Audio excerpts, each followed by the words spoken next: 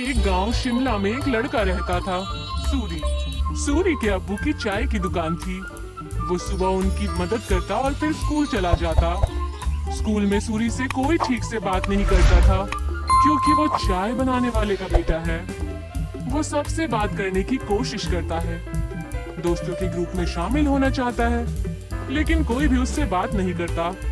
और अगर वो बात करने की कोशिश भी करता तो सारे लोग उसका मजाक उड़ाने लगते। हे, कोई मेरे साथ वीडियो गेम खेलेगा? हाँ, मैं खेलूंगा। अरे चाय बनाने के लिए नहीं, गेम खेलने के लिए बुला रहा हूँ, तू रहने दे। सूरी को बहुत बुरा लगता है। वो घर आते ही मुंह फुलाकर बैठ जाता है। सूरी के अब्बू ये देखते हैं और उसके लिए खाना लेकर आते हैं। अरे क्या हुआ सूरी, तू मायूस क्यों है आज? ले खाना खा ले, तुझे अच्छा लगेगा, ले। पापा, कोई और काम क्यों नहीं करते? आपको इतने सारे कामों में से यही काम मिला। चाय बनाने में क्या बुराई है? इनमें सबसे ज्यादा लोग इसी के बारे में सोचते हैं। नहीं, मेरे दोस्त तो मजाक उड़ाते हैं, मुझे अपने साथ खेलने में भी शामिल नहीं करते। वो लोग कौन सा खेल खेलना है, अभी खेलते हैं। आपके साथ नहीं, उनके साथ खेलना है। ये कहकर वो वहाँ से चला जाता है बिना खाना खाए। सूरी के अब्बू को ये देखकर बहुत बुरा लगता है कि उनकी वजह से उनके बच्चे के दोस्त बहुत दूर जा रहे हैं। उसके पिताजी चाय बनाने के साथ दूसरा काम भी ढूंढने लगते हैं। वहीं स्कूल में बच्चों को ट्रिप पर ले जाने का प्रोग्राम बनता है। कुछ दिन बाद आप सभी बच्चों को एक जंगल ट्रिप पर ले जाया जाएगा। सभी बच्चे उसी तैयारी के साथ आएंगे।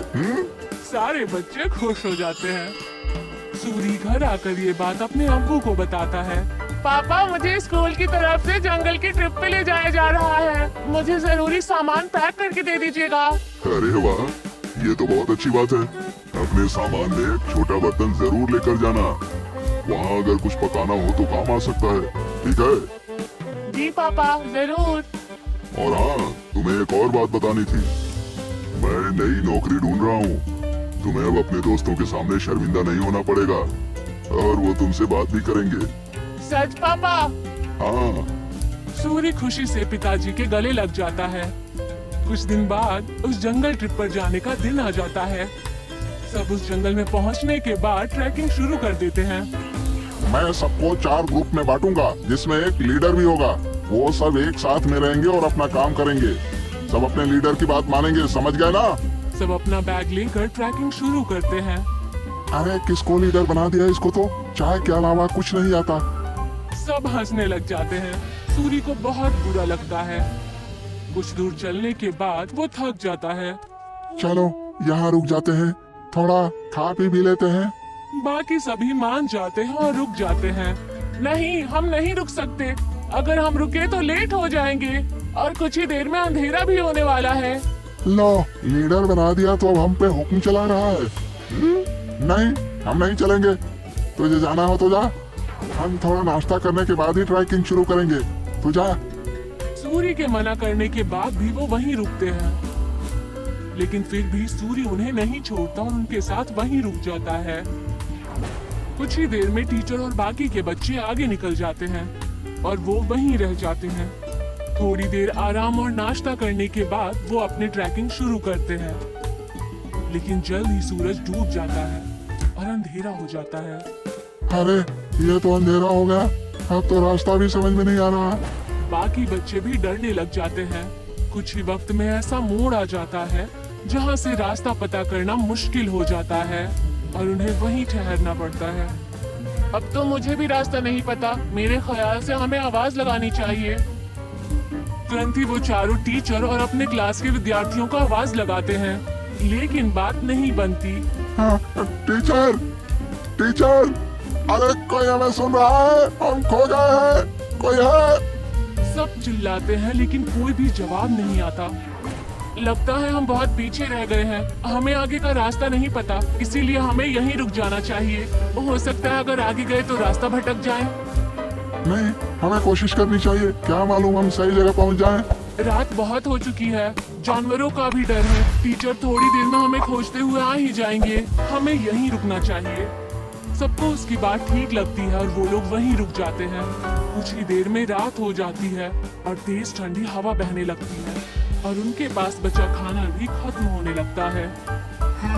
तो अब तो हमारा खाना भी खत्म हो जाएगा और पानी भी खत्म हो जाएगा। अब भी कहता हूँ मैं, हमें चलना चाहिए। अरे लेकिन जाएंगे कहाँ? रास्ता तो बंद है।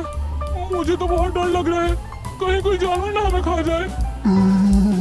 मुझे तो बहुत ठंड भी लग रही है। हाँ मुझे भी। मैं आग जलाता हूँ। और सब लोग आग जलाते हैं। कुछ देर जलने के बाद आग कम होने लगती है। हम क्या करेंगे, इतनी ठंड है, आग भी खत्म हो रही है। जानवर से नहीं तो ठंड से ठिठुर कर मर जाएंगे। सूर्य कुछ सोचता है और कहता है, मेरे पास एक आइडिया है। मेरे पास बर्तन और चाय की पत्ती रखी हुई है बैग में। वो आग बुझने के बाद तक गर्म रहेगी तो हमें भी गर्म रखेगी। सूर्य तुरंत वो बर्तन निकालता है और सब उसे अपना पानी दे देते हैं, लेकिन फिर भी पानी कम पड़ता है। वहीं पास में जमीन पर बर्फ पड़ी होती है। वो उसे उठा लेता है। जैसे ही काली चाय बनती है, आग खत्म हो जाती है। सबको बहुत अच्छा लगता है। उसे पीने के बाद सब तारीफ भी करते हैं, लेकिन अयन सिर्फ चुपचाप चाय पीता है। कुछ ही देर में उन्हें पत्तियों की आवाज आती है और वो अपने पीछे की तरफ देखते हैं। वो देखते हैं कि उनके टीचर आ रहे हैं। सब राहत की सांस लेते हैं। कैंप में पहुंचने के बाद जब टीचर उनकी तारीफें करते हैं तो अयन कहता है कि वो महफूज उनके लीडर सूरी की वजह से है। ये सुनकर सूरी को बेहद खुशी होती है। सूरी की कहानी सुनकर सब उससे दोस्ती करने आते हैं। अगर आज सूरी को चाय बनानी नहीं आती तो शायद सब उसके दोस्त नहीं बनते। आज पहली बार उसे चाय वाला होने पर खुशी हो रही थी। अगले दिन वो खुशी खुशी अपने पिताजी के पास गया और उन्हें सारी बातें बता दी। अरे ये तो बहुत खुशी की बात है। एक बात तो मेरे पास भी है, मैंने अच्छी नौकरी ढूंढ ली है। सूरी ये सुनकर हैरान और उदास हो जाता है।